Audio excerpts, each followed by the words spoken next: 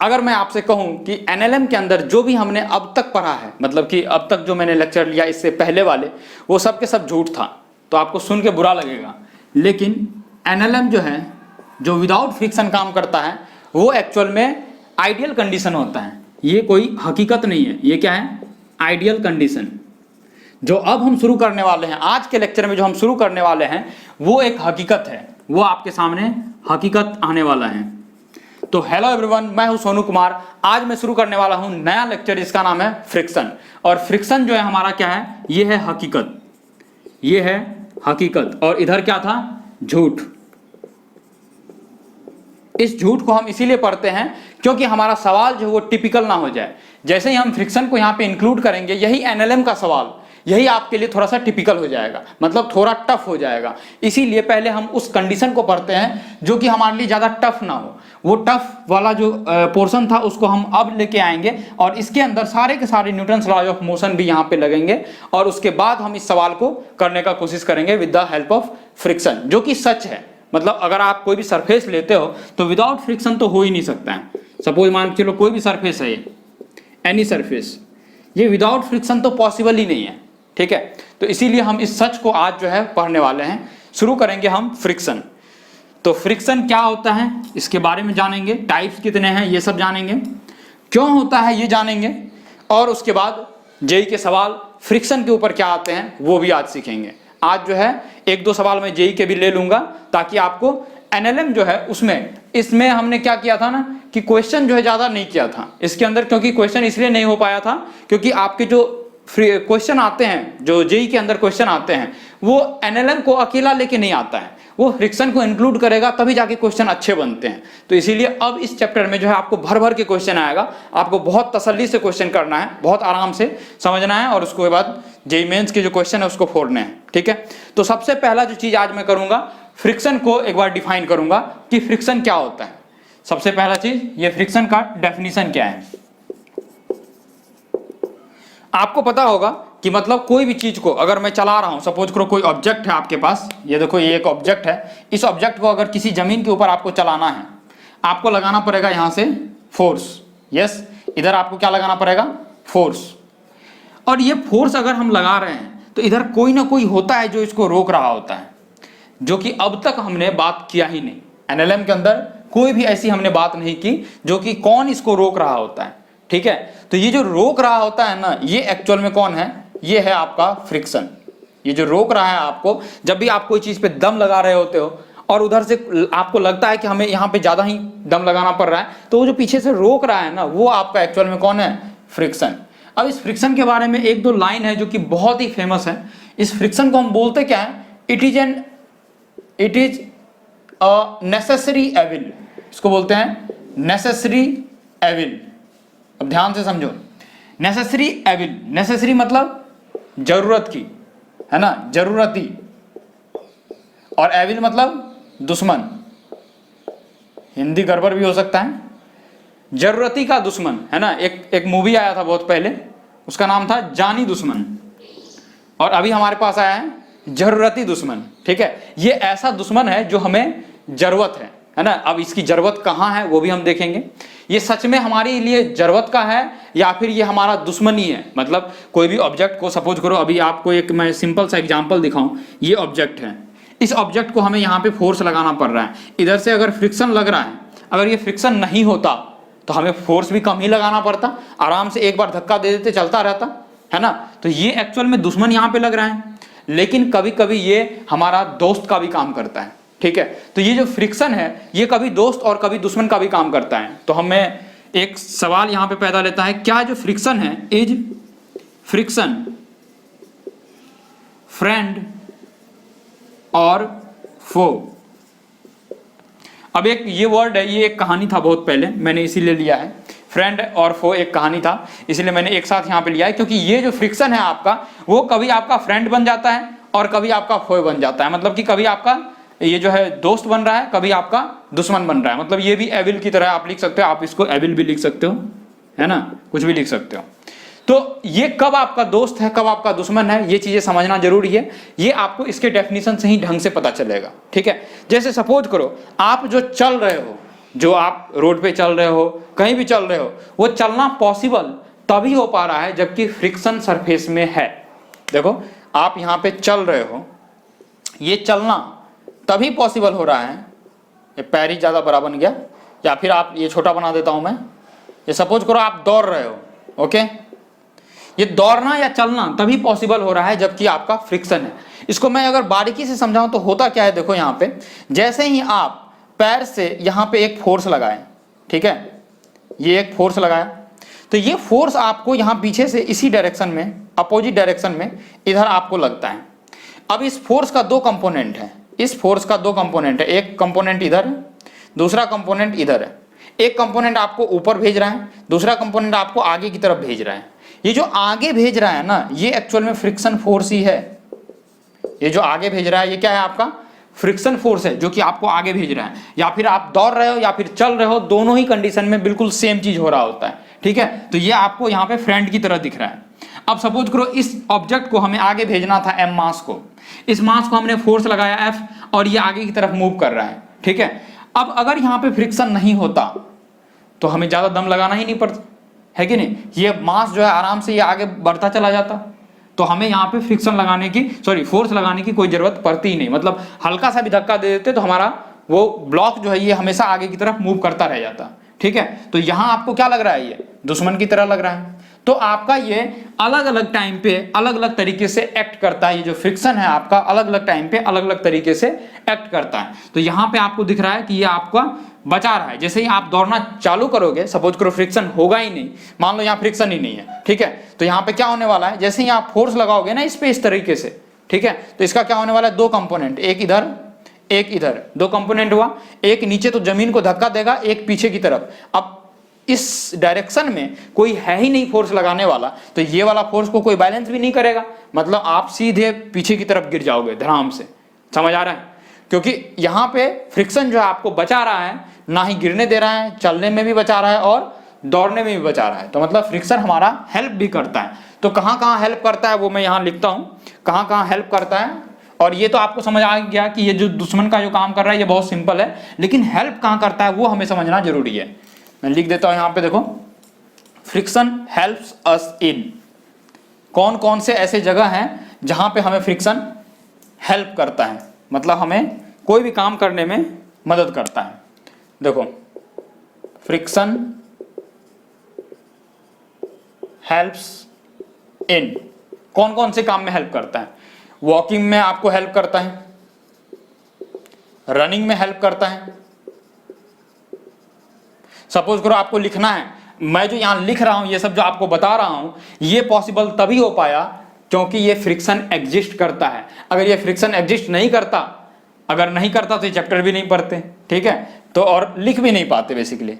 तीसरा पॉइंट क्या है, हम राइटिंग, आप जो लिखते हो ये भी फ्रिक्शन की हेल्प से ही लिख पाते हो, वरना अगर ये पेन की निब जो है, ये जो निब है और इसके बीच में अगर कोई फ्रिक्शन ना हो तो ये चल ही नहीं पाएगा इस पे, ठीक है। आप कोई बहुत फ्रिक्शन लेस सरफेस पे आप चला के देखो, ठीक है, वो चलेगा ही नहीं। तो ये without friction writing is also not possible, है ना। रनिंग वॉकिंग कुछ भी कर रहे हो, हर जगह पे आपको फ्रिक्शन की जरूरत पड़ेगी ही पड़ेगी, है ना। कुछ भी आप काम कर रहे हो आपको फ्रिक्शन की जरूरत यहाँ पे पड़नी ही वाली है। तो ये फ्रिक्शन हमें बहुत सारे ऐसे काम में हेल्प करता है, और कहीं कहीं जहाँ पे कि आपका वो दुश्मन हो गया, वो मैंने बताया आपको किस तरीके से वो फो का भी काम करता है, ठीक है। तो फ्रिक्शन को हम क्या बोलते हैं, it is a necessary evil, ये जरूरती दुश्मन है हमारा, ठीक है। और ये जो है ना आपका क्या करता है, फ्रिक्शन आपके रिलेटिव मोशन को बेसिकली अपोज करता है। ये अपोज किसको करता है, अपोजेज रिलेटिव मोशन। अब ये मैं समझाऊंगा रिलेटिव मोशन को अपोज जो करता है, ये जैसे जैसे हम लेक्चर में आगे बढ़ते जाएंगे ये आपको समझ आएगा कि रिलेटिव मोशन को ही अपोज कैसे करता है, ये आपको पता चल जाएगा अच्छे से। ये बहुत आगे बढ़ते हैं, 2 ब्लॉक प्रॉब्लम आता है फ्रिक्शन के अंदर, वहां हम देखेंगे कि रिलेटिव मोशन को कैसे अपोज करता है। मतलब हर जगह पे रिलेटिव को ही अपोज कर रहा है ये चीजें, लेकिन बाद में पता चलेगी। अभी आपको लगेगा कि जस्ट मोशन को अपोज कर रहा है, मतलब ये ब्लॉक सपोज करो आगे बढ़ना चाह रहा है तो फ्रिक्शन इसको पीछे की तरफ अपोज कर रहा है, आपको ऐसा अभी फील होगा। लेकिन एक्चुअल में क्या होता है, दो सरफेस के बीच में जो रिलेटिव मोशन हो रहा होता है उस मोशन को ये फ्रिक्शन अपोज कर रहा होता है, ये पता चलेगा जबकि दोनों सरफेस मूव करता रहेगा, उस समय मैं बता पाऊंगा इस चीज को। तो लेक्चर जिस तरीके से आगे बढ़ती जाएगी आपको ये सारा चीज समझ आते रहेगा, ठीक है। तो ये मिटा देते हैं, अब इसका डेफिनेशन क्लियर हो चुका है हमारे पास। और अब हमें एक्सप्लेन करना है कि फ्रिक्शन का एक्चुअल में रीजन क्या है, फ्रिक्शन आता कहां से, ये पैदा कहां से लेता है, फ्रिक्शन का एक्चुअल रीजन क्या है। बहुत डीप तरीके से मैं समझाऊंगा आपको ये फ्रिक्शन आता कहां से है, इसको बहुत आराम से समझ लेना, क्योंकि आपको फ्रिक्शन के ऊपर आप क्वेश्चन तो कर लोगे, लेकिन अगर आपको ये नहीं पता है कि फ्रिक्शन पैदा कहां से लिया, आपको पता ही नहीं चलेगा कि क्यों किए हम, रीजन नहीं होगा आपके पास। बेसिकली कोई भी अगर पूछे तो आपको रीजन ही नहीं मिलेगा। ओके, देखो एक्चुअल रीजन ऑफ फ्रिक्शन वो हम पढ़ने जा रहे हैं, रीजन ऑफ फ्रिक्शन क्या होता है हमारे पास। सपोज करो दो ब्लॉक है, एक ब्लॉक ये रहा और ये सपोज करो एक सरफेस पे रखा हुआ है, ये टेबल पे रखा हुआ है, मान लो ये एम मास का ब्लॉक है जो कि एक टेबल पे रखा हुआ है, ठीक है। अब इस टेबल को अगर मैं यहां पे जूम करूं, इस टेबल को, और ये जो ब्लॉक का जो ये जो कांटेक्ट पॉइंट आपको दिख रहा है, इस पॉइंट को अगर मैं जूम करूं यहां पे, इसको मैंने क्या किया, जूम किया है, ठीक है। तो जैसे ही आप इसको जूम करोगे ना तो एक्चुअल एरिया ऑफ कांटेक्ट देखना क्या होता है। ये जो नीचे वाला पोर्शन है और जो ऊपर वाला पोर्शन है, इसको बहुत ध्यान से समझो, ये क्या होता है। ये नीचे वाला पोर्शन मैं बना रहा हूं, ये देखो इस तरीके से, आपको यहां तो स्मूथ दिख रहा है लेकिन ये स्मूथ इतना होता नहीं है, ये इस तरीके का कुछ होता है, ठीक है। अब ये अगर मैं ऊपर वाले को भी जूम कर रहा हूं दोनों को, तो ये इस तरीके से कांटेक्ट में रहता है, ये हो सकता है कहीं कांटेक्ट में है कहीं पे नहीं भी है, इस तरीके से। ओके, अब मैं अगर आपको ध्यान से बताऊं कि कौन कौन से पॉइंट पे देखो कांटेक्ट में है, पहला पॉइंट, दूसरा पॉइंट, तीसरा पॉइंट, चौथा पॉइंट और ये रहा पांचवा पॉइंट।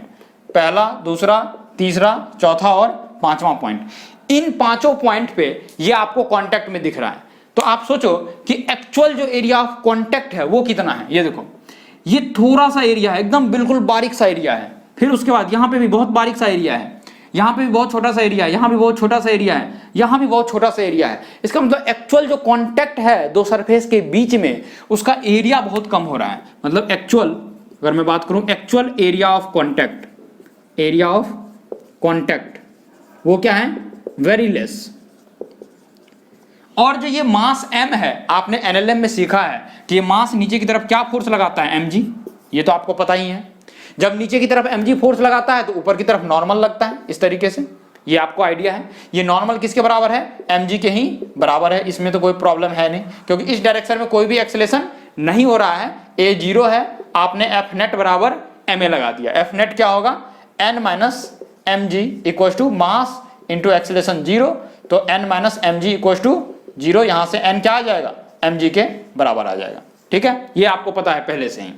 तो यहां पे ये जो फोर्स नीचे की तरफ लगा रहा था वो कितना था, mg, तो यहां पे भी क्या होगा, ये जो फोर्स लगा रहा है, ये ऊपर वाली बॉडी है ना, ये ऊपर वाली जो बॉडी इसके नीचे वाले सरफेस पे फोर्स लगाएगी वो mg लगाएगी। और आप क्या देख पा रहे हो कि एक्चुअल एरिया ऑफ जो कांटेक्ट है वो बहुत ही कम है। तो आप बताओ, जो भी फोर्स हम लगा रहे हैं ऊपर से नीचे की तरफ, फोर्स अपॉन एरिया क्या होता है, ये होता है प्रेशर। ये आपने 9th 9th में पढ़ा होगा, फोर्स अपॉन एरिया क्या होता है, प्रेशर। तो आपका जो प्रेशर है वो बहुत ही ज्यादा हो जाने वाला है, क्यों, क्योंकि आपका एरिया कम हो चुका है। जैसे जैसे आपका ये नीचे वाला क्वांटिटी घटेगा, ओवरऑल क्वांटिटी क्या होता है, बढ़ जाता है। आप इसको एग्जांपल के थ्रू देख सकते हो। मान लेते हैं फोर्स जो है वो 8 है, 8 न्यूटन, और नीचे एरिया जो है वो 4 है, तो कितना हो गया, ये 2 हो गया। मान लो फोर्स वापस 4 है, 8 है, और नीचे वाला एरिया मैंने 2 कर दिया, देखो घटा दिया एरिया को मैंने, है ना, तो ये क्या होने वाला है, 4 होने वाला है। तो पहले आपका 2 था, अब 4 हो चुका है, तो ये 2 पास्कल है ना, अब 4 पास्कल प्रेशर है ना। तो पहले 2 यूनिट था प्रेशर का, अब 4 यूनिट हो गया प्रेशर का। तो आपको क्या लग रहा है, कौन सा ज्यादा है, ये वाला ज्यादा है। जैसे एरिया को मैंने कम किया वैसे आपका प्रेशर बढ़ गया, मतलब यहाँ पे एक्चुअल एरिया ऑफ कांटेक्ट जो वो क्या है, कम है। तो ये कांटेक्ट कम होने के कारण यहाँ क्या होता है, प्रेशर ज्यादा हो जाता है। अब प्रेशर जब ज्यादा होता है तो एक मैं पॉइंट को दिखाता हूं क्या हो रहा होता है यहाँ पे एक्चुअली। इस पॉइंट को और मैं जूम करके बताता हूं। इस पॉइंट को देखो ध्यान से, इस पॉइंट को अगर मैं और जूम करूं तो होता क्या है, यहां पे पहले शार्प एज जो है ना वो कांटेक्ट में होता है, पहले शार्प एज कांटेक्ट में होता है। जैसे ही यहां प्रेशर पड़ता है ये शार्प एज कन्वर्ट हो जाता है, थोड़ा एक दूसरे को प्रेस कर देता है। प्रेस करते ही, बहुत ध्यान से समझना है इस चीज को, यही आपको रीजन बता देगा। ये शार्प एज थोड़ा सा प्रेस हो जाता है और नीचे वाला भी ये शार्प एज जो है ये थोड़ा सा इस तरीके से प्रेस हो जाता है। जो ये प्रेस हुआ है एक दूसरे के ऊपर, इसमें कोई भी एनर्जी नहीं है, मतलब कि इसमें कोई ऐसी नहीं है कि हीट जनरेट हुई है, ऐसी कोई बात नहीं, चुपचाप रखा हुआ है। ठीक है, तो आराम से रखने के कारण ये जो प्रेशर यहां डेवलप हुआ था, उस प्रेशर के कारण एक दूसरे के ऊपर दबाव बना और दबाव के कारण क्या हुआ, ये अपने शार्प एज को थोड़ा सा कर्व बनाया और ये जो कर्व बनाया है बेसिकली यहां पे हो जाती है वेल्डिंग। वेल्डिंग मतलब जुड़ाव, उस चीज का जुड़ना है ना। ये शार्प एज क्या हुआ, एक दूसरे के ऊपर दबाया, उसके हिसाब से इसने क्या किया, कर्व एरिया बना दिया। और कर्व होने के कारण यहां क्या हो रहा है, कर्व होने के कारण नहीं, एक्चुअली में वेल्ड हो जाता है, जिसको हम बोलते हैं कॉल्ड वेल्डिंग। Called welding. ये शार्प एज था, प्रेशर आया, उसको दबाया, दबाने के कारण क्या हुआ, कर्व हुआ और कर्व होके क्या हो जाती है वहां पे कॉल्ड वेल्डिंग। ये जो कॉल्ड वेल्डिंग है, सरफेस के बीच में जो कॉल्ड वेल्डिंग है ना, यही आपको क्या पैदा करती है यहाँ पे, फ्रिक्शन। क्या बात समझ आई, ये आपका क्या पैदा कर देता है यहाँ पे, फ्रिक्शन। अब जैसे ही आप कोई भी चीज को, ब्लॉक को चलाते हो, जैसे वो चल पड़ती है, तो जैसे चलती है ये सारे के सारे वेल्डिंग क्या होते हैं, टूट जाते हैं। अब जैसे सारे के सारे वेल्डिंग अगर टूट जाएंगे तो फिर आपका फ्रिक्शन जो वो तो आसान हो जाएगा ना चलना, क्योंकि आपका वेल्डिंग जो वो टूट चुका है। अब एक बार कोई भी चीज को आप देखे होंगे कि कोई भी चीज को चलाने में एक बार थोड़ा सा मुश्किल आती है और उसके बाद जैसे ही आगे बढ़ता है उसके बाद आसान हो जाता है। मतलब शुरुआत में ये जो वेल्डिंग है वो बहुत ही तगड़ी हो रखी होती है, मतलब एज कम्पेयर, जैसे कि जितना भी सरफेस हो, जितना क्षमता हो उसका, उसके हिसाब से वो बहुत ही अच्छी वेल्डिंग करके रखता है। अब जैसे चलने लग जाता है तो वापस इसको ये वेल्डिंग बनाने में वक्त लगता है, टाइम लगता है और उसको वो टाइम जो है उसको मिलता नहीं है, क्योंकि हम चला रहे हैं कंटिन्यूसली, तो उसको वो टाइम मिलता नहीं है, तो वापस ये वेल्डिंग बना नहीं पाता है। इसीलिए चलता हुआ जो कोई भी चीज है उसको धकेलना आसान होता है एज कंपेयर टू कोई भी चीज रखा हुआ है उसको चलाना मुश्किल होता है, लेकिन चलता हुआ चीजों को कंटिन्यू करना आसान होता है। और यही चीज आपके पढ़ाई में भी काम आती है। एक बार जब आप कोई भी चीज को शुरू करते हो तो बहुत मुश्किल आती है, लेकिन जब आप कंटिन्यू चलने लग जाते हो तो फिर आसान हो जाता है सारा चीज। तो आपको यही चीज करके रखना, आपको ये फ्रिक्शन से समझना भी चाहिए कि कोई भी चीज को शुरू करना मुश्किल होता है, लेकिन उसको फिर कंटिन्यू रखना वो थोड़ा आसान होता है। ठीक है, एज कंपेयर टू कोई भी चीज को शुरू करना। ओके, तो ये आपको समझ आ गया। रीजन क्या है, reason of friction. Cold welding is the main reason of friction, और यही कोल्ड वेल्डिंग बाद में डेवलप नहीं हो पाता है जब चल रहा होता है, इसीलिए हमारा चलते हुए फ्रिक्शन जो है आपको कम महसूस होता है और आराम से उसको हम चला पाते हैं। ठीक है, यहां तक समझ आ गया, बढ़ते हैं आगे।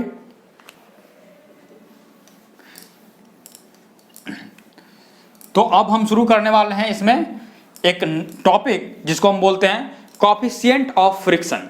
ठीक है, इसको हम बोलते हैं कोएफिशिएंट ऑफ फ्रिक्शन। अभी कोई नया टॉपिक नहीं है, फ्रिक्शन से ही रिलेटेड एक टर्म होता है जिसको हम बोलते हैं कोएफिशिएंट ऑफ फ्रिक्शन, और इसको डिनोट किया जाता है, denoted by mu. Denoted by mu, mu से हम इसको डिनोट करते हैं। ठीक है, अब ये एक ऐसा चीज है जो कि फ्रिक्शन को बहुत बारीकी से आपको समझा देता है कि यहाँ पे कितना फ्रिक्शन हुआ होगा, कितना ज्यादा होगा या कम होगा, आपको ये चीज बता देता है। उसी को हम बोलते हैं कोएफिशिएंट ऑफ फ्रिक्शन, जिसको हम बोलते हैं म्यू। अगर म्यू आपका ज्यादा है तो मतलब वहां पे फ्रिक्शन ज्यादा होगा, अगर आपका म्यू कम है तो फ्रिक्शन कम होगा। अगर आपका म्यू जो है वो क्या है, ज्यादा है, तो आपका फ्रिक्शन क्या होगा, ज्यादा होगा। और अगर आपका म्यू जो है वो कम है तो आपका फ्रिक्शन क्या होगा, कम होगा। अच्छा, ये जो मैं बता रहा था यहाँ पे जो कांटेक्ट वाला पॉइंट था, जितना कांटेक्ट का वो एरिया वाला पॉइंट था, अगर मान लो ये कांटेक्ट का पॉइंट ही ज्यादा हो जाए, अगर कांटेक्ट का पॉइंट ज्यादा हो जाए तो क्या होगा। सपोज करो यहाँ भी कांटेक्ट है, यहाँ भी कांटेक्ट है, यहाँ भी कांटेक्ट है, यहाँ भी कांटेक्ट है, बहुत सारे जगह पे कांटेक्ट है। जब कांटेक्ट ज्यादा होगा तो कोल्ड वेल्डिंग ज्यादा होगी, अगर कोल्ड वेल्डिंग ज्यादा होगी तो फ्रिक्शन ज्यादा होगा, आप सोचो, आपको लगता होगा कि ये जो स्मूथ सरफेस होता है और जो रफ सरफेस होता है, उस दोनों में कौन सा सरफेस ज्यादा फ्रिक्शन वाला है? आप सोचो, ये जो आपको नॉर्मल सा कोई चीज दिखता है ना, ये सपोज करो ये जो बोर्ड आपको दिख रहा है, ये जितना स्मूथ है अभी, उसके हिसाब से अगर इसको मैं और ज्यादा स्मूथ बना दूं और उसके ऊपर एक बुक रख दूं, पता है, तो उस बुक को आपको ना आगे की तरफ मूव कराना मुश्किल हो जाएगा। जितना ज्यादा आप स्मूथ सरफेस कर दोगे ना, बहुत स्मूथ, इनफाइनाइट स्मूथ अगर आप कर देते हो, और इतना सारा कांटेक्ट का पॉइंट, बहुत सारे इनफाइनाइट कांटेक्ट पॉइंट बन गए, तो इनफाइनाइट वेल्डिंग भी हो जाएगी। इनफाइनाइट क्या हो जाएगी? कोल्ड वेल्डिंग भी हो जाएगी। और इनफाइनाइट कोल्ड वेल्डिंग होने के कारण यहां पे क्या होगा? फ्रिक्शन इंक्रीज कर जाएगा, ना कि डिक्रीज करेगा। ठीक है, जो आपको आंखों से रफ सरफेस दिखता है ना, जो आपको आंखों से रफ सरफेस दिखता है, वहां पे तो फ्रिक्शन इंक्रीज करती है, क्योंकि कांटेक्ट का पॉइंट ज्यादा बन जाता है ना, ज्यादा बड़ा बड़ा पॉइंट बन जाता है।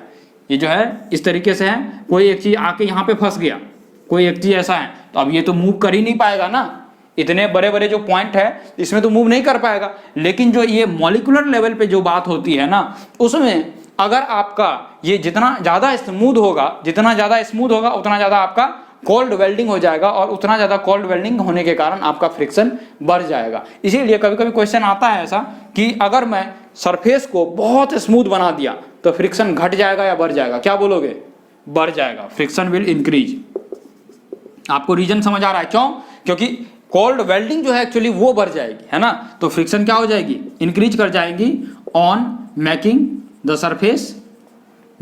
सरफेस मोर स्मूथ।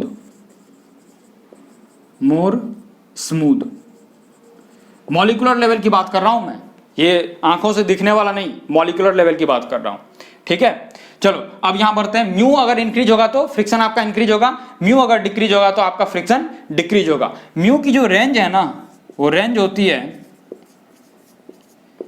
0 से शुरू होके, 0 नहीं होती है बेसिकली। 0 होने का मतलब क्या है? फ्रिक्शन ही गायब हो गया। वो फ्रिक्शन गायब कभी हो भी नहीं सकता है ना, फ्रिक्शन आपका बिल्कुल गायब नहीं हो सकता है, कुछ ना कुछ तो फ्रिक्शन होगा ही। तो इसीलिए म्यू जो है 0 पे मैंने क्या लगाया? Open bracket. ओपन मतलब उसको इंक्लूड नहीं कर रहा है, और 0 से शुरू होकर यह आगे कहीं तक भी जा सकता है। ठीक है, अगर बहुत ज्यादा स्मूथ सरफेस आपने बना दिया और वहां पे बहुत ही ज्यादा फ्रिक्शन है, तो आपका ये 1.7 1.8 तक चला जाता है। ठीक है, यहाँ पे 0 से चालू होके कोई भी आपका नॉर्मली जो है 0 से 1 तक होता है, 0 से 1 तक, लेकिन अगर बहुत ज्यादा इधर फ्रिक्शन हो गया तो 1.7 1.8 भी चला जाता है। अब आपको लग रहा होगा कि ये म्यू जो है इसको होता क्या है, इसको हमें डिफाइन अभी नहीं हो पा रहा है, तो इसके लिए कोई बात नहीं है, अभी हम क्वेश्चन में आगे बढ़ेंगे तो आपको वो भी सारी चीजें समझ आ जाएगी कि आपका म्यू क्या है, कोएफिशिएंट ऑफ फ्रिक्शन क्या है। अभी तक के लिए हमें समझना चाहिए कि म्यू जो है ये एक्चुअली आपको फ्रिक्शन को डिनोट करता है। अगर म्यू बढ़ेगा तो फ्रिक्शन बढ़ेगा, अगर म्यू घटेगा तो फ्रिक्शन घटेगा। ये एक्चुअल में प्रॉपर्टी ऑफ दोनों सरफेस होता है। जैसे ये सरफेस है, इस सरफेस के ऊपर में एक ब्लॉक है, तो इस दोनों के बीच में जो ये सरफेस आपको दिख रहा है, इस सरफेस की प्रॉपर्टी होती है जिसको हम बोल रहे हैं म्यू। क्या बात समझ आ रही है? अगर आपका इन दोनों सरफेस के बीच का म्यू जो है वो अगर अधिक हुआ तो फ्रिक्शन ज्यादा लगेगा, वो अगर कम हुआ तो वो फ्रिक्शन कम लगेगा। क्या यहां तक क्लियर है? अब हम बढ़ेंगे आगे, फ्रिक्शन कितने टाइप के होते हैं। फ्रिक्शन की हमने ऑलमोस्ट जो इंट्रोडक्शन थी वो हमने अभी तक कर ली है। इंट्रोडक्शन के बाद हम बढ़ रहे हैं इस टाइप्स ऑफ फ्रिक्शन क्या होने वाला है यहाँ पे, टाइप्स ऑफ फ्रिक्शन। अब इसके बाद जो है आपका सवाल भी चालू हो जाएगा। ये सब थ्योरी पार्ट था, हकीकत से हम मिल रहे हैं, फसाना है वो हकीकत का, हकीकत से हम मिल रहे हैं। अब फ्रिक्शन जो है बेसिकली आपकी हकीकत है, और विदाउट फ्रिक्शन झूठ था। बहुत ही ज़्यादा प्यार दे रहे हो आप लोग वीडियो में, 40-50 व्यूज़ दे रहे हो, बहुत ज़्यादा। मतलब मैं सोचता हूँ इतने लोग मेरे को देख लिए, कैसे पॉसिबल है? ठीक है, तो अभी आपको देखते रहना है, वेट करके आप कमेंट में नहीं जाना है कि मैं भी देख रहा हूँ, ऐसा नहीं। ठीक है, चलो, तो हमें क्वेश्चन नहीं, टाइप्स ऑफ फ्रिक्शन कर रहे हैं, टाइप्स ऑफ फ्रिक्शन। बेसिकली आज हम इतना ही करेंगे, इंट्रोडक्शन ही था आज का लेक्चर, इंट्रोडक्टरी लेक्चर था, तो इसमें हम टाइप्स ऑफ फ्रिक्शन करके छोड़ देंगे बस। तो टाइप्स कितने होते हैं फ्रिक्शन के? पहला टाइप होता है हमारे पास स्टैटिक फ्रिक्शन। क्या होता है? Static friction. दूसरा टाइप जो होता है वो क्या होता है? Kinetic friction. Kinetic friction. इधर मैं मिटा दूं। वैसे तो 3 टाइप हो जाते हैं, लेकिन उस चीज को हम इंक्लूड करेंगे रोटेशनल मोशन में, जिसको हम बोलते हैं रोलिंग फ्रिक्शन। एक और हो जाता है यहां पे टाइप, जिसको हम बोलते हैं रोलिंग फ्रिक्शन। बट इस टाइप को हम इंक्लूड करने वाले हैं रोटेशनल मोशन में, आरबीडी में। ये आगे चैप्टर आएगा, उसमें हम इसको इंक्लूड करने वाले हैं, ठीक है। क्योंकि हमने अभी रोटेशन का कुछ भी नहीं किया है, सर्कुलर मोशन कुछ भी नहीं किया है, इसीलिए इस चीज को अभी बस मैंने लिख के छोड़ दिया। अभी जो एक्सप्लेन करेंगे वो आपका क्या होगा, स्टैटिक फ्रिक्शन और काइनेटिक फ्रिक्शन। इसको बहुत ध्यान से समझना है, क्योंकि यही सबसे बेसिक जड़ है आपका। अगर फ्रिक्शन में क्वेश्चन अटकेगा तो यही आपको पता नहीं होगा कि इसमें डिफरेंस क्या होता है, किस तरीके से हम इसके क्वेश्चन कर सकते हैं। अगर आपको डिफरेंस ही क्लियर नहीं होगा तो आप क्वेश्चन नहीं कर पाओगे, ठीक है। इसको हम एक एग्जांपल समझेंगे। स्टैटिक, आपको पता लग रहा है कि स्टैटिक मतलब क्या, रुका हुआ। रुका हुआ मतलब स्टेशनरी। कोई भी चीज अगर स्टेशनरी पे होगा और वहां जब फ्रिक्शन लग रहा होगा तो उसको हम स्टैटिक बोलेंगे। और काइनेटिक मतलब मूवमेंट में, तो आपका इन मूवमेंट, कोई भी चीज अगर मूवमेंट के अंदर है और वहां पे अगर फ्रिक्शन लगेगा तो उसको हम काइनेटिक फ्रिक्शन बोल रहे हैं। इसको एग्जांपल से समझते हैं बहुत अच्छे से क्या होगा। देखो सपोज करो एक मैं यहां बड़ा सा एक ब्लॉक ला रहा हूं और ये ब्लॉक है 500 kg का, ठीक है। और इस ब्लॉक को सपोज करो मेरी तरह, जितना मेरा बॉडी आपको दिख रहा है, मेरी तरह 2-4 बॉडी बिल्डर को यहां लगा दिया, ओके, इस तरीके से।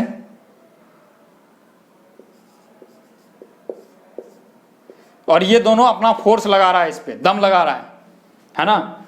अगर मेरी तरह हुआ तो ये 2 लगा दो कि 4 लगा दो कि 8 लगा दो, होना तो कुछ है नहीं, ठीक है। तो यहाँ पे सपोज करो ये फोर्स लगा रहा है, अपना दम तो लगा रहा है इधर से इधर की तरफ, इसको धकेलने में पूरा दम लगा रहा है। तो पहली बार इसने कितना लगाया, 5 न्यूटन, ज्यादा कम हो गया। सपोज करो एक ने 5 न्यूटन लगाया, दोनों मिला के 10 न्यूटन लगा दिया, मान लेते ये 10 न्यूटन लगा दिया।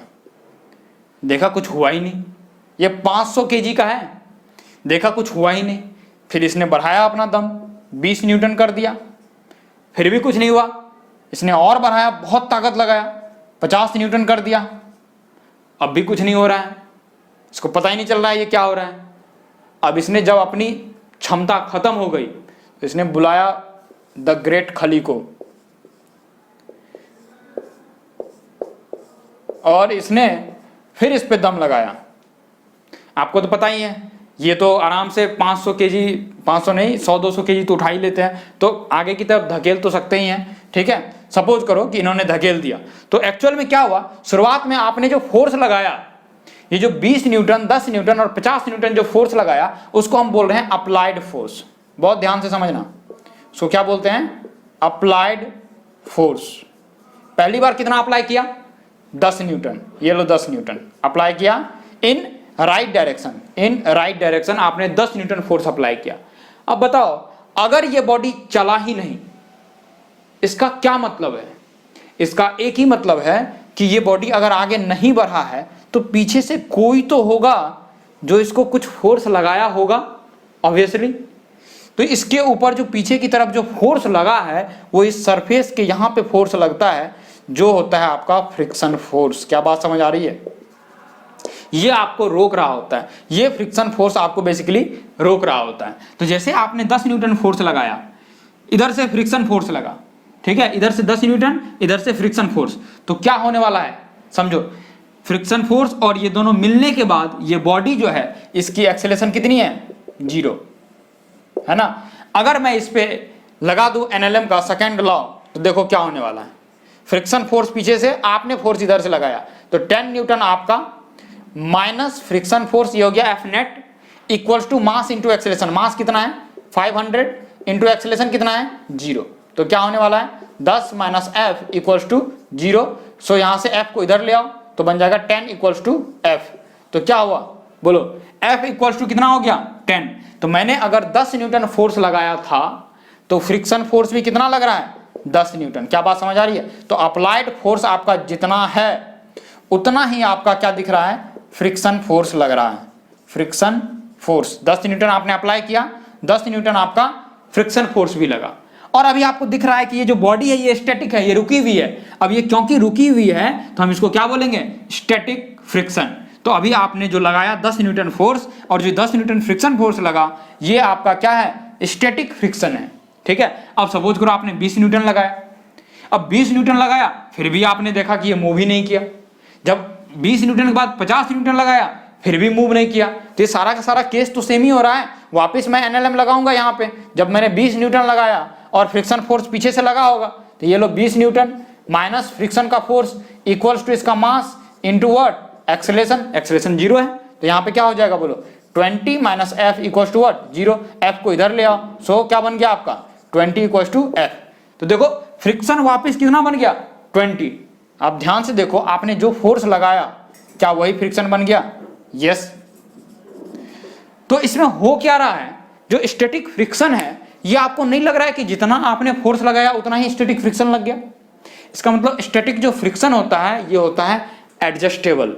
जितना आप लगाओगे उसी हिसाब से आपको पीछे से वो अप्लाई कर देगा। ठीक है, तो हम बोलते हैं ये जो आपका स्टैटिक फ्रिक्शन है ये कैसा होता है, एडजस्टेबल इन नेचर, एडजस्ट कर लेता है, एडजस्टेबल। ठीक है, मतलब आप जितना फोर्स लगाओगे उस हिसाब से वो आपको फ्रिक्शन फोर्स पीछे से लगा के दे देगा। मतलब अगर आप 1 न्यूटन लगाए तो इधर से 1 न्यूटन लगा के उसको रोक देगा, सिंपल। ओके, अब आपने 50 तक लगाया कोई फर्क ही नहीं पड़ा। 20 के बाद आपने क्या लगाया, 50 लगा दिया। ये देखो यहाँ पे मैं मिटाता हूं। सपोज करो इसने आपने क्या लगाया, इसके बाद 50 न्यूटन लगाया, यहाँ कोई फर्क नहीं पड़ा। तो कोई फर्क नहीं पड़ा तो 50 न्यूटन ही आएगा सेम तरीके से। मान लो इसके बाद जो ग्रेट खली आया, ये लगाया अपना पूरा क्षमता और इसने यहां से लगा दिया सपोज करो 1000 न्यूटन। कितना लगा दिया, 1000 न्यूटन। अब जब 1000 न्यूटन लगा दिया तो पहली बार ये 50, 100 ये भी पहले आया, ट्राई किया 100 न्यूटन लगा के, 200 न्यूटन लगा के, इस तरीके से लगा के ट्राई किया बहुत सारा, लेकिन कुछ नहीं हुआ। पहली बार ये जो ब्लॉक है ये हिला। कब हिला, जब आपने यहाँ पे फोर्स लगाया, जब ग्रेट खली ने फोर्स लगाया 1000 न्यूटन का। कितना, 1000 न्यूटन का। तो ये जो मैक्सिमम अमाउंट ऑफ फोर्स है जिस पे ये ब्लॉक यहां से जस्ट मूव किया था उसको हम बोलते हैं लिमिटिंग फ्रिक्शन। बहुत ध्यान रखना है आराम से। ये जो आपका 1000 न्यूटन पे मूवमेंट शुरू हुआ था, मूवमेंट क्या हुआ था, स्टार्टेड, जस्ट स्टार्टेड। ये मूवमेंट क्या हुआ है, जस्ट स्टार्ट हुआ है। इसीलिए इस 1000 न्यूटन को इसके लिए हम क्या बोलेंगे, ये है limiting friction, limiting force of friction. क्या बात समझ आ रही है। अब इसके बाद क्या होने वाला है, अब तो ये मूव कर जाएगा। जब मूव कर जाएगा फिर आपके लिए ये आगे की तरफ मूव कराना और आसान हो जाएगा। मैंने आपको बताया कि कोल्ड वेल्डिंग टूट जाती है और टूटने के बाद जो है वापस वो वेल्डिंग बनने में टाइम लगता है। इसीलिए एक बार जब इसको मैंने मूव करा दिया तो मूव कराने के बाद जो है अब ये चीजें आसान हो जाती है। ठीक है, बात समझ आ रही है। तो ये आप देखो, ये 1000 न्यूटन पे अगर मूव किया है तो हुआ क्या होगा, इसने फ्रिक्शन फोर्स को ओवरकम किया होगा ऑब्वियसली, और बराबर हो गया होगा फ्रिक्शन फोर्स के, एकदम एग्जैक्ट बराबर हो गया होगा जितना फ्रिक्शन ये लग सकता था। ये लिमिटिंग, देखो लिमिटिंग फोर्स ऑफ फ्रिक्शन, मतलब फ्रिक्शन जितना ये इसमें जितना क्षमता था पीछे की तरफ लगने के लिए उतना अब इसने लगा लिया। लास्ट मोमेंट पे जाके दम तोड़ दिया कि अब मैं जीत नहीं सकता हूं। अब जो आपने उधर से फोर्स लगाया है उसके कारण इस ब्लॉक को आगे आना ही पड़ेगा। ठीक है, तो ये जो फ्रिक्शन है इसका एक फॉर्मूला होता है, फ्रिक्शन फोर्स का जो फॉर्मूला होता है मैं यहां पे बताता हूं। चलो कौन सा मिटा दें, चलो इसी को मिटा देते हैं, ये डब्बा को ही मिटा देते हैं, कोई बात नहीं। लिमिटिंग पॉइंट पे आ चुका है ये, अब जो है ये लिमिटिंग पॉइंट पे आ चुका है। अब मैं डब्बा को छोटा बना दूंगा, पहले मैंने बड़ा बनाया था ताकि आपको थोड़ा समझ आए कि क्या हो रहा है यहाँ। ओके, अब मैं इस डब्बे को छोटा बना दूंगा। देखो लिमिटिंग पॉइंट पे आ चुका है, 1000 न्यूटन लगा दिया, 1000 न्यूटन लगाया और ये डब्बा जो है अभी जस्ट मूवमेंट किया है, जस्ट मूवमेंट किया है। ओके, कितना था ये 500 kg, और इसने जस्ट मूवमेंट अभी शो किया है। जो फ्रिक्शन फोर्स होता है ना उसका एक फॉर्मूला होता है। देखो फ्रिक्शन फोर्स, इसका एक फॉर्मूला होता है, लिमिटिंग फ्रिक्शन फोर्स मैं कह सकता हूं इसको, लिमिटिंग फ्रिक्शन फोर्स। इसका फॉर्मूला होता है म्यू स्टैटिक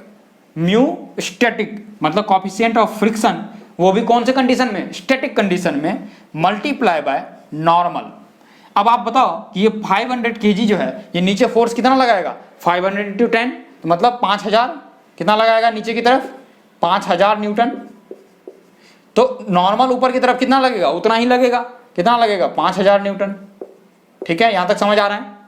तो यहां देखो म्यू कितना है और नॉर्मल कितना है, हमें म्यू पता नहीं है अभी, म्यू स्टैटिक हमें पता नहीं है, नॉर्मल पता है कि 5000 न्यूटन है। ओके, और आपको क्या पता चला कि किस मोमेंट पे आके ये दम तोड़ दिया था, 1000 न्यूटन पे। तो यहां पे आप क्या लिख सकते हो, 1000 न्यूटन पे आके ये क्या हुआ था, दम तोड़ दिया था, मतलब कि लिमिटिंग फोर्स ऑफ फ्रिक्शन ये कितना था, 1000 था, जिसको हम बोलते हैं म्यू इंटू नॉर्मल बोलते हैं, क्योंकि ये रुका हुआ था इसलिए हमने बोला म्यू स्टैटिक इंटू नॉर्मल। जब ये चल रहा होगा तो उसको हम बोलते हैं म्यू काइनेटिक, वो हम डिस्कस करेंगे। ये 5000 को इधर ले आओ तो क्या बनेगा, 1000 अपॉन 5000, ये क्या बन गया आपका म्यू स्टैटिक। ये कितना है बोलो, ये कट जाएगा तो ये बन गया आपका 0.2। देखो आपको ये 0 और 1 के बीच में आ गया। ठीक है, तो ये ब्लॉक जो मूव किया है इन दोनों सरफेस के बीच का जो कॉफिशिएंट ऑफ फ्रिक्शन है वो म्यू कितना है आपका, म्यू स्टैटिक कितना है, 0.2। ये चीजें हो सकती है आपको दी हुई हो सकता है आपको दी हुई नहीं भी हो। अब देखो ध्यान से, ये जो म्यू स्टैटिक है ये 0.2 है। अब इसका म्यू जो काइनेटिक होता है, स्टैटिक मतलब coefficient of friction in static condition. अब बताओ स्टैटिक में आपका ज्यादा होगा या फिर काइनेटिक में ज्यादा होगा। सबसे पहली बात, म्यू क्या करता है, ये फ्रिक्शन को दर्शाता है। म्यू अगर ज्यादा होगा तो फ्रिक्शन ज्यादा होगा, म्यू कम होगा तो फ्रिक्शन कम होगा। स्टैटिक कंडीशन में कम होता है या डायनेमिक कंडीशन में, मतलब स्टैटिक में या फिर काइनेटिक में। स्टैटिक कंडीशन में आपका फ्रिक्शन ज्यादा होता है as compared to kinetic condition. ठीक है, कंडीशन मतलब काइनेटिक मतलब चल रहा है ना, चलते हुए तो फ्रिक्शन कम लगता है, तो आपका म्यू एस जो वो हमेशा ज्यादा होता है एज कंपेयर टू म्यू के। ठीक है, तो आपका म्यू के, सपोज करो म्यू काइनेटिक आपका 0.2 से कम है, मान लो 0. क्या है 1 है। अब देखो होने क्या वाला है, ये लिमिटिंग कंडीशन था, 1000 न्यूटन लग चुका है, अब ये बॉडी आगे मूव करने लग गया। अब जब आगे मूव करने लग गया तो कौन सा फ्रिक्शन लगेगा, काइनेटिक फ्रिक्शन लगेगा, मतलब कॉफिशिएंट ऑफ फ्रिक्शन भी काइनेटिक हो जाएगा, जिसको हम बोलेंगे 0.1। अब बताओ जब ये मूव कर रहा है तो फ्रिक्शन कितना लगेगा, म्यू इंटू क्या लगेगा, म्यू इंटू के, सॉरी म्यू के इंटू नॉर्मल, है ना। म्यू के कितना है 0.1 और नॉर्मल कितना है, नॉर्मल है 5000 न्यूटन, तो ये लो 5000, इसको खत्म करो, देखो क्या आ रहा है, 0 से 0 कट गया, 500 न्यूटन। देखो कमाल की बात अभी होने वाली है, 500 न्यूटन मात्र फ्रिक्शन लग रहा है अब, और आप फोर्स कितना लगा रहे हो, 1000 न्यूटन। कितना लगा रहे हो, 1000 न्यूटन। ये बहुत तेज चलने वाली है। इधर को मैं मिटाता हूं, इधर देखो अभी होने क्या वाला है। देखो काइनेटिक फ्रिक्शन की बात आ गई है,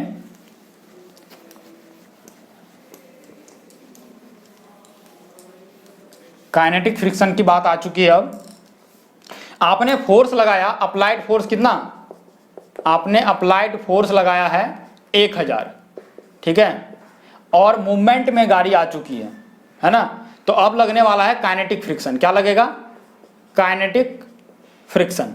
ओके, अब क्योंकि आपको पता है कि म्यू के इंटू नॉर्मल कितना हो गया 500 न्यूटन, तो आपने इस ब्लॉक पे जो फोर्स लगाया, इस ब्लॉक पे जो भी आपने फोर्स लगाया वो कितना लगाया था 1000 न्यूटन।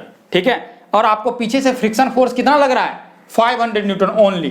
क्यों, क्योंकि ये कंडीशन ऑफ काइनेटिक है, और काइनेटिक में आपको पता है कि फ्रिक्शन कम लगता है। तो 1000 माइनस 500 और इसका मास कितना है 500, तो ये लगा लो एफ नेट। एफ नेट क्या होगा 1000 minus 500 equals to what, mass into acceleration. Acceleration आप कितना होगा वो निकाल लो यहाँ से। तो 500 इक्वल्स टू 500 ए, ये कट जाएगा, क्या बनेगा ए इक्वल्स टू 1 मीटर पर सेकेंड स्क्वायर। अब देखो जहां ब्लॉक चल भी नहीं रही थी 1 मीटर पर सेकेंड स्क्वायर से ये एक्सेलरेट करने लग गई। अब सपोज करो आपने इस फोर्स को घटा दिया। अच्छा चलो यहाँ पे मैं पहले ये भी लिख देता हूं, अप्लाइड फोर्स 1000 है, तो काइनेटिक फ्रिक्शन कितना आया, काइनेटिक फ्रिक्शन अब चेंज होने वाला नहीं है। एडजस्टेबल कौन होता है, सिर्फ और सिर्फ स्टैटिक फ्रिक्शन। जितना फोर्स लगाओगे उतना फोर्स पीछे से लग के उसको बचा लेगा, बार बार बचाता जाएगा। ठीक है, लेकिन जैसे ही काइनेटिक फ्रिक्शन में चेंज हुआ, अब काइनेटिक फ्रिक्शन आपका चेंज होने वाला नहीं है, जो कि कितना है 500 न्यूटन। तो मैं यहां पे लिख सकता हूं काइनेटिक फ्रिक्शन कितना हो गया 500 न्यूटन। अब इस 1000 को मैं कम कर देता हूं, सपोज करो 800 न्यूटन कर दिया, बताओ क्या होगा। इससे पहले 1000 न्यूटन होने से पहले तक 999 न्यूटन तक आपका ब्लॉक अपने ही जगह पे स्टैटिक था, रुका हुआ। लेकिन जैसे ही आपने 800 न्यूटन चलने के बाद लगाया, तो अब देखो क्या होगा। ये ब्लॉक है, पीछे से फ्रिक्शन लग रहा है, कितना लग रहा है 500 न्यूटन। क्यों? क्योंकि अब चल रहा है ना, चलने के बाद आपने इधर से लगाया 800 न्यूटन।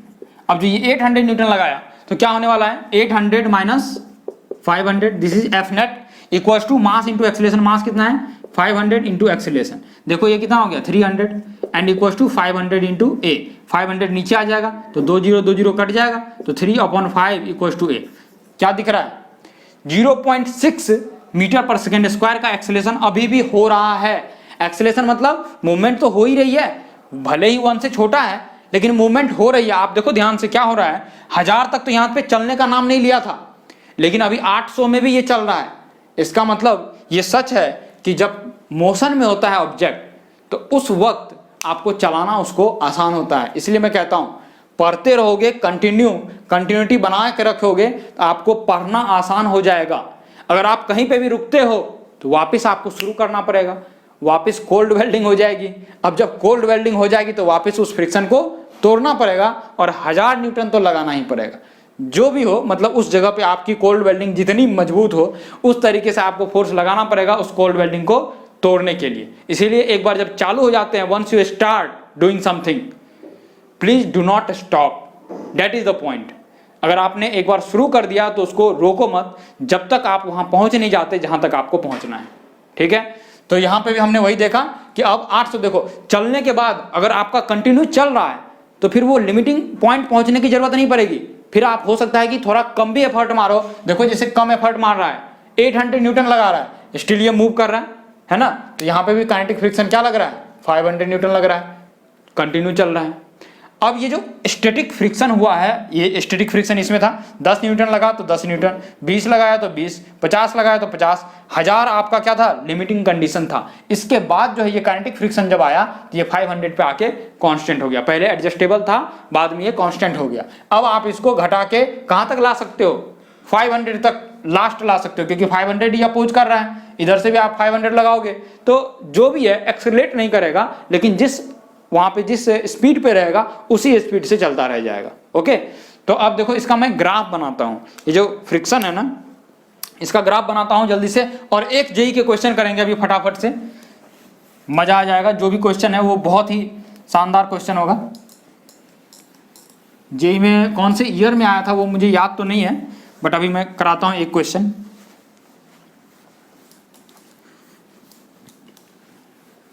या फिर आज इस लेक्चर को थोड़ा सिंपल ही रखेंगे। जेई के क्वेश्चन तो बहुत है इस चैप्टर के अंदर। अभी जो एनएलएम है इसके जो Newton's laws of motion without friction था उसमें तो क्वेश्चन नहीं थे इतने, बट अब क्वेश्चन बहुत आ गया है। ओके चलो, तो इसकी ग्राफ बनाते हैं एक बार।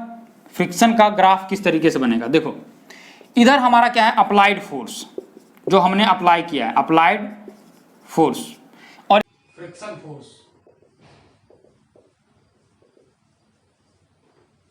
इधर आप लगा रहे हो अप्लाइड फोर्स जो कि आप लगा रहे हो यहाँ पे, और यहाँ पे क्या हो रहा है फ्रिक्शनल फोर्स जो कि यहाँ पे जनरेट हो रहा है। स्टैटिक फ्रिक्शन आपने देखा जो है आपका एडजस्टेबल फोर्स ऑफ फ्रिक्शन था, जबकि काइनेटिक फ्रिक्शन जो वो एडजस्टेबल नहीं है, वो फिक्स हो चुका है। ठीक है, तो देखो यहाँ पे आप क्या कर रहे हो, 10 न्यूटन आपने फोर्स लगाया तो क्या हो रहा है 10 न्यूटन का फ्रिक्शन फोर्स भी लगा। ये देखो सपोज करो ये 10 न्यूटन का आपने फोर्स लगाया तो 10 न्यूटन का फ्रिक्शन फोर्स भी लगा। अप्लाइड फोर्स इधर है और हमारा फ्रिक्शन फोर्स इधर है, तो 10, 10 कहाँ आएगा यहाँ पे, ये पॉइंट ध्यान से देखो। 20 न्यूटन फोर्स लगाया तो 20 न्यूटन फोर्स लगा, तो 20 यहाँ होगा, इसका भी 20 यहाँ होगा। क्या बात समझ आ रहा है, ये वाला पॉइंट होगा। 50 न्यूटन फोर्स लगाया, 50 न्यूटन फोर्स लगा तो 50 कहीं यहाँ आएगा, सपोज करो यहाँ आएगा, तो इसके हिसाब से आपका पॉइंट कहाँ आ जाएगा, यहाँ आ जाएगा। ठीक है, जब आपने 1000 न्यूटन फोर्स लगाया था, लिमिटिंग वैल्यू है ये, जैसे ही मूवमेंट जस्ट स्टार्ट हुआ था उस जगह पे आपको फ्रिक्शन ऑफ फोर्स जो है वो आपको पीछे की तरफ ब्लॉक के ऊपर, ये जो पीछे की तरफ है यहाँ पे, तब आपको 1000 न्यूटन लगा के दिया था। ठीक है, यहाँ क्या हुआ है कि जब आप 50 न्यूटन तक लगाया तो 50 दिया, और उसके बाद जैसे ही आपने 1000 न्यूटन फोर्स लगाया तो आपको अपोजिट डायरेक्शन में 1000 न्यूटन भी इसने आपको फोर्स अप्लाई करके दिखाया। क्या बात समझ आ रही है? यहां पे अब जैसे 1000 के आगे जैसे मूव करते हो आपका क्या हो जाता है, स्टैटिक वाला पॉइंट जो वो काइनेटिक में चेंज हो जाता है। और काइनेटिक फ्रिक्शन कितना है, 500 न्यूटन। इसके लिए कौन रेस्पॉन्सिबल था, म्यू के, मतलब कोएफिशिएंट ऑफ काइनेटिक फ्रिक्शन, ये रेस्पॉन्सिबल था। और वो अब कांस्टेंट रहने वाला है 500 न्यूटन हमेशा, ठीक है। तो 1000 से जैसे ही आप थोड़ा भी आगे बढ़ते हो आपका काइनेटिक फ्रिक्शन काम करता है और 500 न्यूटन लगने लग जाता है, ठीक है। तो आपको ये रीजन पता है आपको बहुत अच्छे से कि काइनेटिक फ्रिक्शन क्यों कम होता है। कोल्ड वेल्डिंग जो है वो वापस लगाने में टाइम लगता है, इसीलिए काइनेटिक फ्रिक्शन आपका क्या होता है, वो कम होता है। ओके, तो ये जो है ये आगे की तरफ इस तरीके से बढ़ता जाएगा बढ़ता जाएगा बढ़ता जाएगा, यहां तक गया। जैसे ही 1000 से आप तिनका सा भी एक्स्ट्रा किए ना, क्या होने वाला है, ये ड्रॉप कर जाएगा और काइनेटिक फ्रिक्शन कितना लगेगा बोलो, ये 1000 न्यूटन था, काइनेटिक फ्रिक्शन आपका लगेगा 500 न्यूटन। मान लो इसके पीछे नीचे होगा यहाँ कहीं पे 500 न्यूटन, तो आपका ये जो ड्रॉप करके कहां पहुंचने वाला है, 500 न्यूटन पे। तो ये ऊपर से ड्रॉप करके यहां पहुंच जाएगा और ये फिर आगे कंटिन्यू रह जाएगा, क्योंकि अब 1000 के बाद सपोज करो 2000 लगा दिया आपने, कोई फर्क थोड़ी पड़ेगा इसको, काइनेटिक फ्रिक्शन तो हमेशा 500 न्यूटन है, तो वो कंटिन्यू रह जाएगा। एक्चुअल में ये ग्राफ अगर शॉर्ट में दिखाऊं तो कैसे दिखेगा, ये ग्राफ ऊपर जाएगा ऐसे छोटा होकर फिर ऐसा चला जाएगा। क्या बात समझ आ गई? अप्लाइड फोर्स और फ्रिक्शनल फोर्स के बीच का ग्राफ आपके पास ये रहेगा, है ना। तो इस पे छोटा सा क्वेश्चन, बहुत सिंपल सा क्वेश्चन करते हैं, उसके बाद एक जेईई मेंस का क्वेश्चन आया था वो भी करेंगे।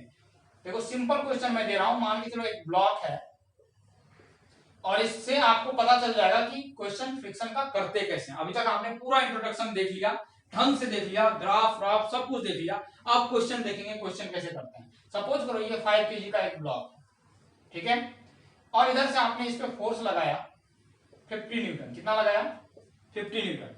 और मान लेते हैं यहाँ पे जो सरफेस के बीच का म्यू स्टैटिक है, मतलब कोएफिशिएंट ऑफ स्टैटिक फ्रिक्शन, ये कितना है 0.4, और मान लो म्यू काइनेटिक जो है वो कितना है 0.3।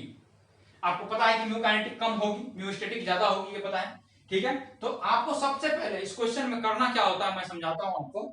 यहाँ क्या करते हैं हम, सबसे पहला लिमिटिंग फ्रिक्शन निकालते हैं। सबसे पहला काम हमारा ये रहेगा कि लिमिटिंग फ्रिक्शन निकालना है। क्यों निकालते हैं लिमिटिंग फ्रिक्शन, मतलब एक ऐसा पॉइंट ढूंढते हैं जब वो मूवमेंट जस्ट स्टार्ट करेगा, फोर्स इधर से लगा रहे हैं लगा रहे हैं लगा रहे हैं, एक पॉइंट आएगा जबकि ये जस्ट मूवमेंट अपना स्टार्ट करेगा, उस पॉइंट पे जो फ्रिक्शन लग रहा होता है उसको हम बोलते हैं limiting friction.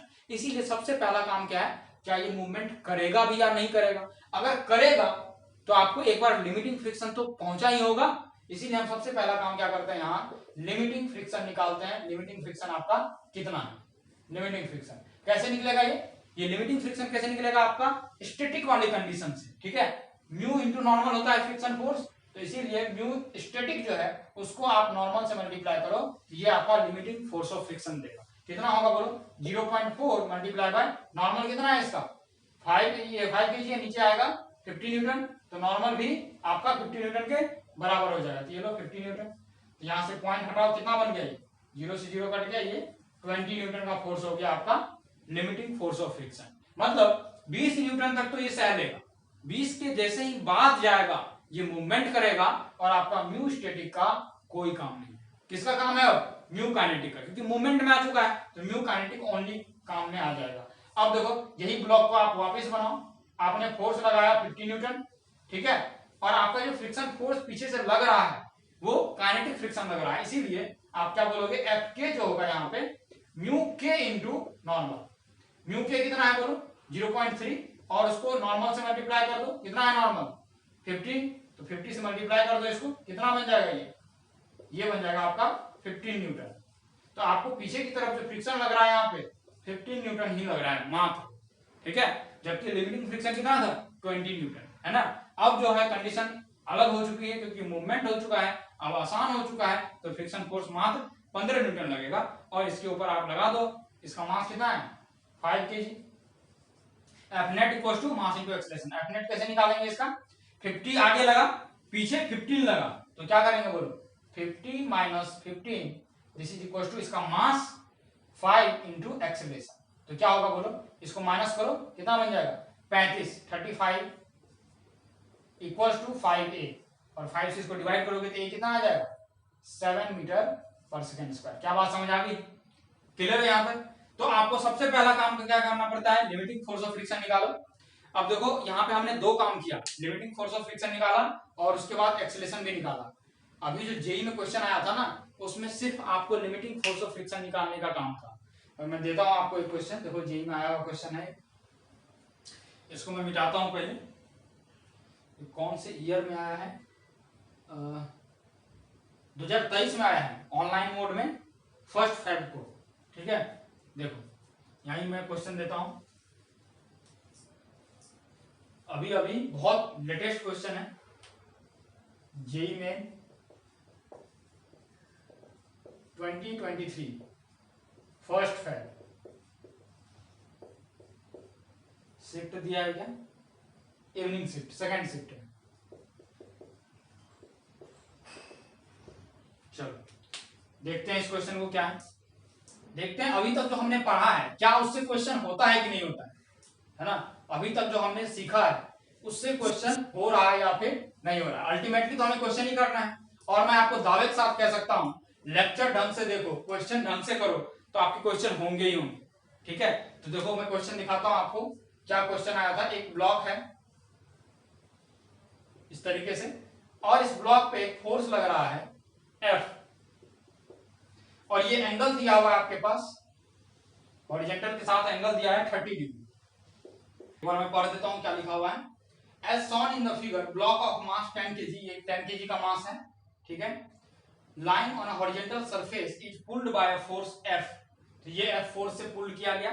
Okay, with 30 degree, 30 degree हमने बना ही दिया है, और आपको पूछा जा रहा है विद हॉरिजॉन्टल, है ना, हॉरिजॉन्टल के साथ ये 30 डिग्री है। ठीक है, for mu S equals to कितना है आपके पास, म्यू एस है 0.25 static, the block will just start to move for the value of F, मतलब ये एफ की मिनिमम वैल्यू क्या होगी जिसके लिए ये ब्लॉक जो है स्टार्ट होगा। तो मिनिमम वैल्यू का क्या मतलब होता है, लिमिटिंग फ्रिक्शन। क्या होता है इसका मतलब, लिमिटिंग फ्रिक्शन। ओके, तो आपको यहाँ पे लिमिटिंग फ्रिक्शन ही निकालना है। तो क्या होगा, देखो इसका एफबीटी बनाते हैं। सबसे पहले ये फोर्स का दो कंपोनेंट होता है, ये फोर्स का क्या होता है, एक फोर्स इधर लगाया हो आप, इसका क्या होगा दो कंपोनेंट, एक इधर और एक इधर। हॉरिजॉन्टल वाले में 30 डिग्री है ये, तो f cos 30 कितना होने वाला है, f√3/2, और इधर कितना है 60 डिग्री, तो क्या होगा इधर f cos 60 मतलब f/2। क्लियर है यहाँ तक? अब देखो क्या होने वाला है, यहाँ पे फ्रिक्शन फोर्स लगेगा, नीचे में फ्रिक्शन फोर्स लगेगा जो कि इसको, ये जो आगे आ रहा है उसको पीछे की तरफ धकेलेगा। ठीक है, अब फ्रिक्शन फोर्स क्या हो रहा होता है, लिमिटिंग फ्रिक्शन, क्योंकि ये अभी रुका हुआ है, आपको जस्ट चलाना है, मतलब लिमिटिंग फोर्स ऑफ फ्रिक्शन लगाना है। तो आप बताओ लिमिटिंग फ्रिक्शन क्या होता है, लिमिटिंग फ्रिक्शन क्या होता है, म्यू स्टैटिक इनटू नॉर्मल। आपको नॉर्मल निकालना जरूरी है। नॉर्मल कैसे होगा बताओ, ये 10 kg है, नीचे की तरफ कितना फोर्स लगेगा 100 न्यूटन, mg होता है फोर्स, है ना, और ऊपर क्या लगेगा नॉर्मल लगेगा। तो क्या ये नॉर्मल 100 के बराबर हो जाएगा, सोचो क्या ये 100 नॉर्मल के बराबर हो जाएगा, नहीं होगा। क्या एक चीज छुप रहा है यहाँ पे, देखो f/2 ऊपर यहाँ पे और लग रहा है, और ये ब्लॉक ना ही ऊपर जा रहा है ना ही नीचे आ रहा है। इसका मतलब आपका ऊपर लगने वाला जितना भी फोर्स है, एक तो नॉर्मल है एक f/2 है, ये दोनों फोर्स मिला के आपका 100 न्यूटन होने वाला है। क्या बात समझ आ रही है? तो यहां से नॉर्मल क्या आएगा आपका, बोलो 100 माइनस f/2। क्या क्लियर है यहाँ तक बात? ये हो गया नॉर्मल। तो आपका लिमिटिंग फ्रिक्शन फोर्स जो है ये कितना आने वाला है, म्यू एस कितना है 0.25 multiply by this 100 minus f/2। अब इस चीज को कौन ओवरकम करेगा, आगे लगने वाला फोर्स कौन है, ये है। ठीक है, इसको ये क्या करेगा ओवरकम, मतलब कि ये इसके इक्वल हो जाएगा, जस्ट इक्वल होगा, उस समय पे ये चीज चलेगा, और उसी को हम बोल रहे हैं लिमिटिंग फ्रिक्शन। ठीक है, तो ये जस्ट इसको ओवरकम करेगा। तो क्या करने वाले हो आप, f√3/2 this should be equals to, ये कितना है ये 0.25 मतलब 1/4, 0.25 ही रहने दो अभी, मल्टीप्लाई बाय 100 माइनस f/2। क्या बात क्लियर है? अब इसको देखो कैसे निकालना है, सॉल्व करना है। f√3/2 आ गया, दिस इज इक्वल्स टू, ये पॉइंट हटाओगे नीचे 100 आएगा तो 1/4 आ जाएगा, 1/4 multiply by 100, 1/4 multiply by 100 minus 1/4 multiply by this, तो क्या होगा बोलो, f/8 आ जाएगा, 4 × 2 8। ओके, ये कट के आपका क्या बन जाएगा 25। सो ये बन गया f√3/2 equals to 25 minus f/8। इस f/8 को इधर ले आओ और इक्वेट कर दो, तो क्या बनेगा ये f, यहां कर देता हूं मैं, f√3/2 प्लस f/8, f/8 और this is equal to how much 25। बस यहां से f सॉल्व कर लो, क्या आएगा देखो, f कॉमन ले लो, है ना, √3/2 कितना आएगा, √3 होता है 1.732 डिवाइड बाय 2 कितना आएगा 0.885 मान सकते हो आप, 0.85, और यहां से f कॉमन ले लो, यहाँ 0.85 मान लो, और प्लस 1/8 कितना आएगा, 1/8 आ जाएगा आपका, 1/4 होता है 0.25 और उसका आधा 0.125, ऑलमोस्ट इतना है ना, दिस इज इक्वल टू 25। तो f इक्वल टू क्या हो जाएगा 25 डिवाइड बाय ये सारा चीज को यहाँ नीचे ले आओ, कितना आएगा 0.85 प्लस 0.125, 579, तो 0.975, ये हटाओ ऊपर लगाओ 1000, इसको आप सॉल्व कर लो, क्या आ रहा है 25 से कटा दो इसको, कितना आएगा, ये 25 से ये कट जाएगा, कितनी बार में कटेगा 3 बार में 75,